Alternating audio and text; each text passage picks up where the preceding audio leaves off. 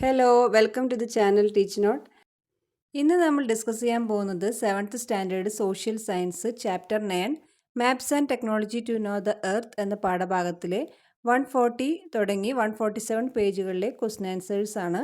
കഴിഞ്ഞ വീഡിയോയിൽ എന്താണ് മാപ്സ് എന്നും എന്തെല്ലാമാണ് അതിൻ്റെ യൂസസ് എന്നും മാപ്പുകളെ ഫംഗ്ഷൻ്റെയും സ്കെയിലിൻ്റെ അടിസ്ഥാനത്തിൽ ക്ലാസിഫൈ ചെയ്തിരിക്കുന്നു എന്നും ഫംഗ്ഷൻ്റെ അടിസ്ഥാനത്തിൽ ഫിസിക്കൽ ആൻഡ് കൾച്ചറൽ മാപ്സ്, സ്കെയിലിൻ്റെ അടിസ്ഥാനത്തിൽ large scale and small scale maps എന്നും ക്ലാസിഫൈ ചെയ്തിട്ടുണ്ടെന്നും നമ്മൾ മനസ്സിലാക്കി.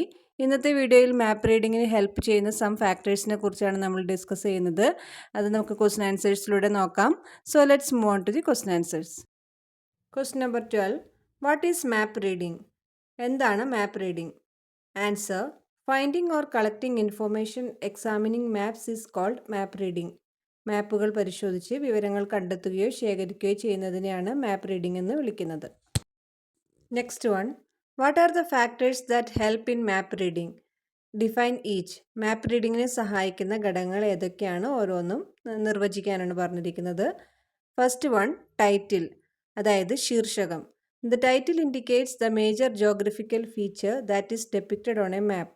ഒരു മാപ്പിൽ ചിത്രീകരിച്ചിരിക്കുന്ന പ്രധാന ഭൂമിശാസ്ത്രപരമായ സവിശേഷതയാണ് ശീർഷകം സൂചിപ്പിക്കുന്നത്. നെക്സ്റ്റ് വൺ, സ്കെയിൽ, തോത്. Scale is the ratio between the distance of two places on the ground and the corresponding distance of the same places on the map. ഭൂമിയിലെ രണ്ട് സ്ഥലങ്ങളുടെ ദൂരവും മാപ്പിലെ അതേ സ്ഥലങ്ങളുടെ അനുബന്ധ ദൂരവും തമ്മിലുള്ള അനുപാതമാണ് തോത് എന്ന് പറയുന്നത്. തേർഡ് വൺ, ഡയറക്ഷൻ, ദിശ. Helps to identify the direction of a place on a map. ഒരു മാപ്പിൽ ഒരു സ്ഥലത്തിൻ്റെ ദിശ തിരിച്ചറിയാനായിട്ട് സഹായിക്കുന്നു. Next one, latitude and longitude.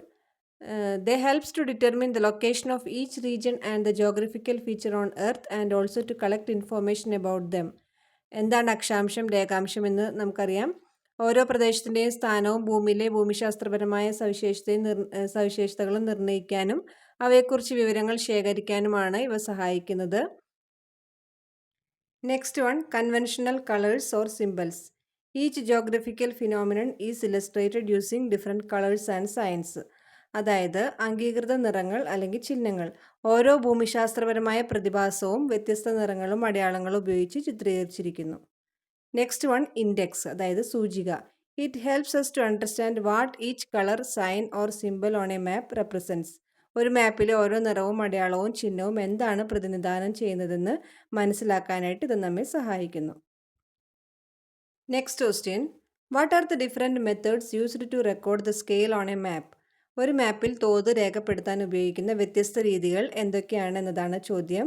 Answer നോക്കാം. First point, statement of scale, അതായത് പ്രസ്താവന രീതി. Here the scale is written as a statement. For example, 1 centimeter on the map indicates 1 kilometer on the surface of the earth. That is 1 centimeter equal to 1 kilometer. അതായത് തോതിൻ്റെ നമ്മളിവിടെ പ്രസ്താവനയായിട്ടാണ് തോത് രേഖപ്പെടുത്തുക. ഉദാഹരണത്തിന് ഭൂപടത്തിൽ 1 centimetre എന്നത് ഭൂമിയുടെ ഉപരിതലത്തിൽ വരുമ്പോൾ 1 കിലോമീറ്റർ ആണ്. 1 centimeter ഈക്വൽ ടു 1 kilometer എന്ന് സൂചിപ്പിക്കുന്നു. Next one, representative fraction or RF, അതായത് ഭിന്നക രീതി. Representative fraction is the ratio between the map distance and corresponding ground distance expressed in fractional form. RF equal to 1:1 lakh. അതായത് മാപ്പിലെ ദൂരവും ഭൂമിയിലെ ദൂരവും തമ്മിലുള്ള അനുപാതം ഒരു ഫ്രാക്ഷൻ രൂപത്തിൽ സൂചിപ്പിക്കുന്നതിനെയാണ് ഭിന്നക രീതി എന്ന് പറയുന്നത്. നെക്സ്റ്റ് വൺ, ലീനിയർ സ്കെയിൽ, അതായത് രേഖീയ രീതി.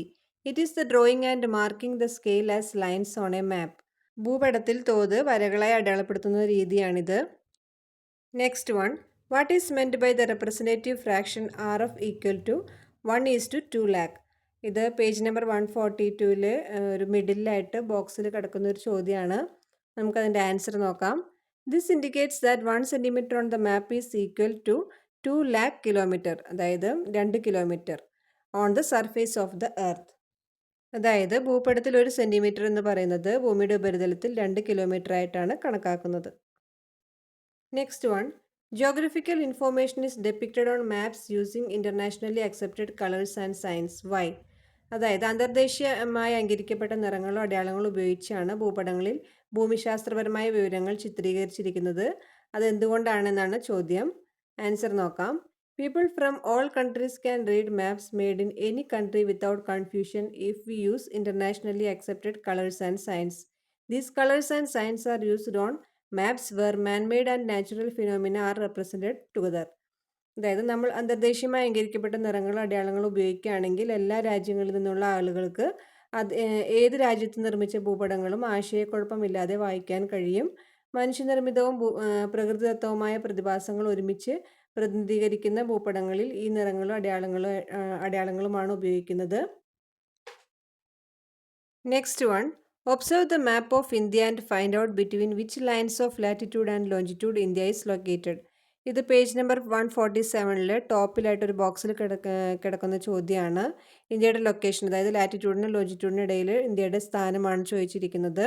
Latitude 8 degree 4 to 37 degree 6 north, longitude 68 degree 7 to 97 degree 25 east.